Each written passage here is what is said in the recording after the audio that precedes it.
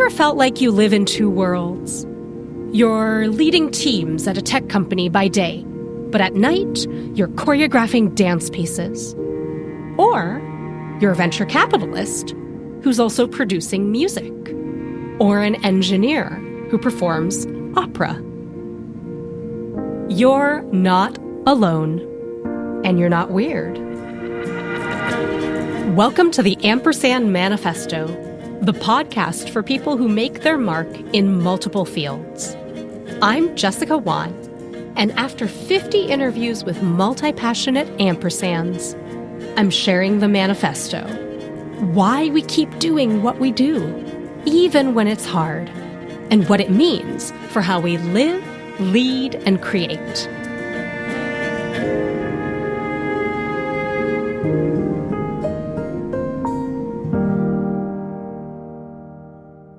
From the beginning, I've envisioned the Ampersand Manifesto as more than a podcast.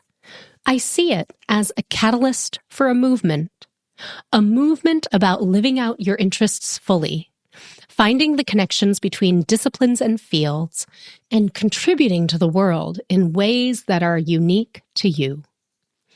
Today, as a part of my year-end reflection, I want to explore with you some big ideas at the heart of the ampersand movement.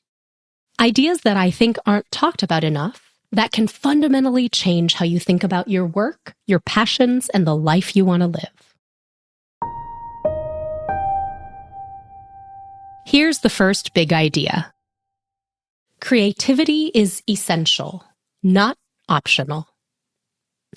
Why do we as a society so often treat creative pursuits as hobbies or extras when so much of our work and our lives depend on our ability to be creative?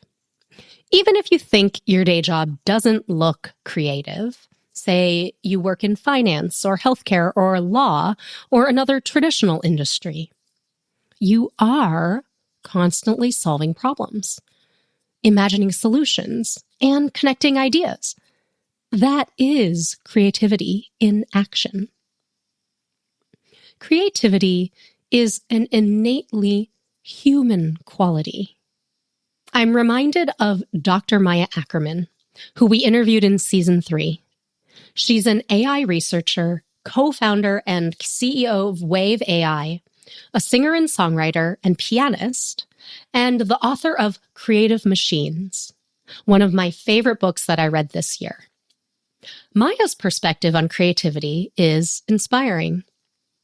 She says, quote, "No matter how much I work with AI, the real world always calls me back to the resonance of my piano, back to the texture of paint under my fingernails, because at the core of it all, this world, the physical, sensory, human world, is what life is about." Maya's work operates under this assumption that AI is not here to replace humans. It's here to partner with humans and to enhance what makes us the most human, our creativity. And each of us has that potential fundamentally inside of us to solve problems in new ways, to think beyond the obvious, and to make something that didn't exist before that's novel and valuable. And speaking of valuable, let's talk about something I think a lot of us wrestle with. Big idea number 2. There's more to value than financial value.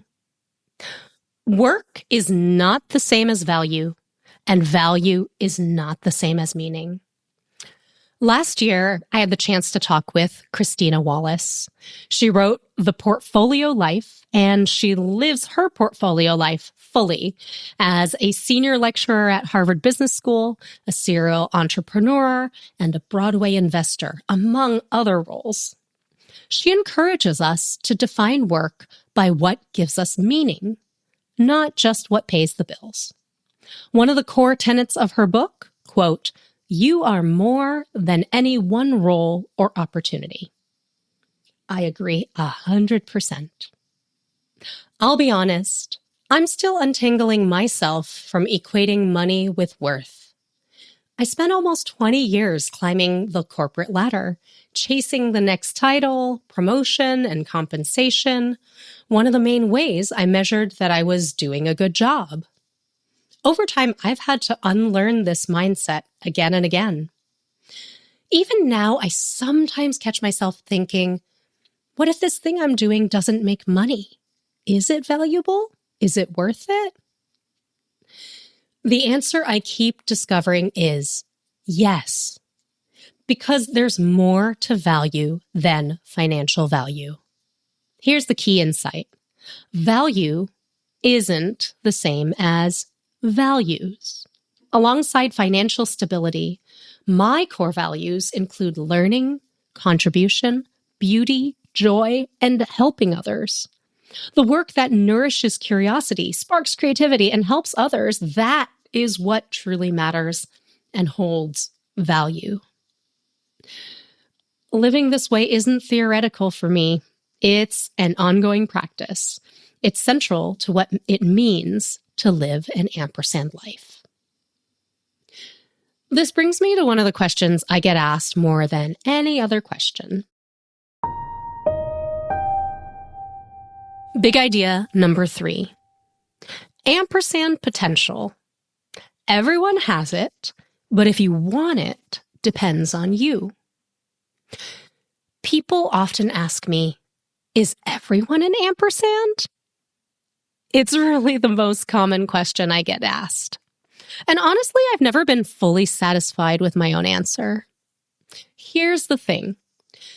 The term ampersand isn't meant to put anyone in a box or force a yes-no answer. That's really the opposite of the point. The term ampersand is a name for a way of living, a way for people who are curious about exploring multiple dimensions of themselves to feel seen, understood, and inspired. So is everyone an ampersand? No. But could you identify with the term if it serves you? Absolutely. I've heard from so many guests that simply naming this multipassionate part of themselves has led to deeper acceptance and a stronger sense of what matters to them. The truth is, everyone has the potential to live a life that reflects multiple parts of themselves.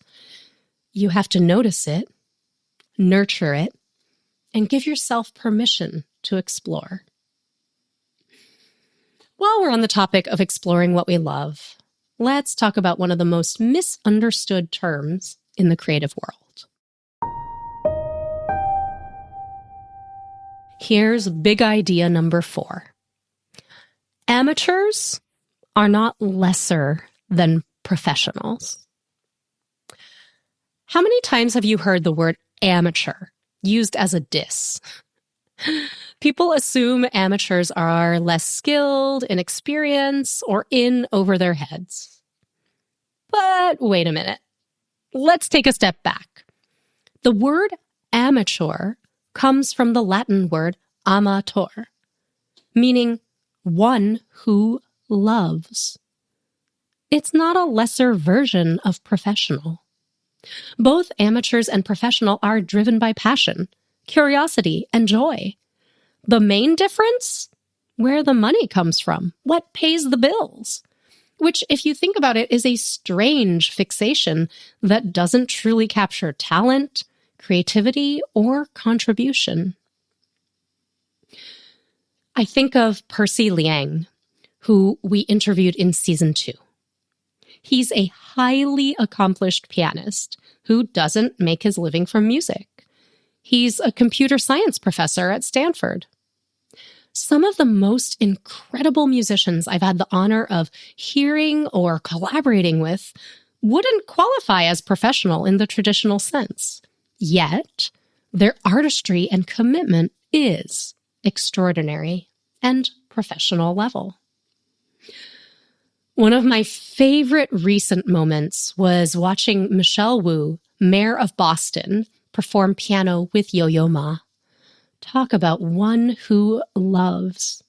Seeing her play gave me an even deeper sense of who she is as a leader.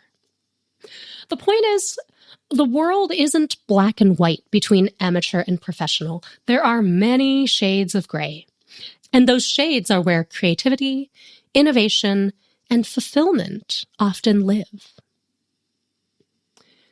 And boy, do we need those shades of gray, because what work looks like is rapidly changing.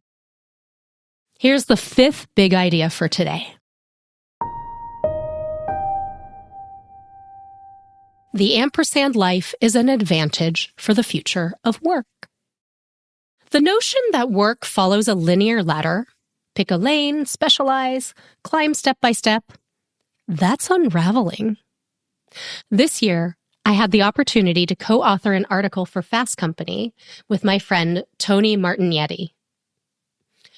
We believe that increasingly complex, fast-changing global dynamics demand leaders who are adaptive, integrative, and truly multifaceted. Think about it. In today's world, AI, economic shifts, hybrid work structures, and continuous change mean that narrow specializations often won't cut it. Instead, the leaders most likely to thrive are those who can move across disciplines and connect across worlds. That's exactly what the Ampersand Life is about. We built this podcast, this movement, for people who live in more than one world. We believe that being multipassionate is not a liability in a changing work landscape. It's an advantage. For me personally, this means always acknowledging every part of my identity. Business executive, coach, creative, a parent, a human being. It means leaning to my multi-passionate reality as a source of strength. And I invite you to do the same.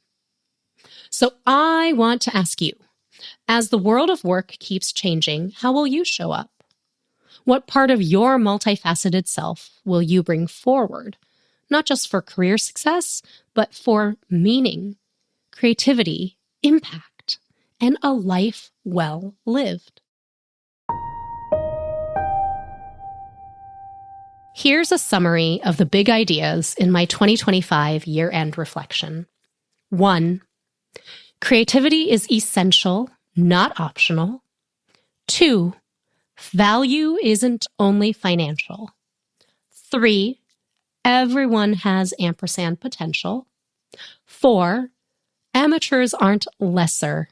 They are ones who love. And 5.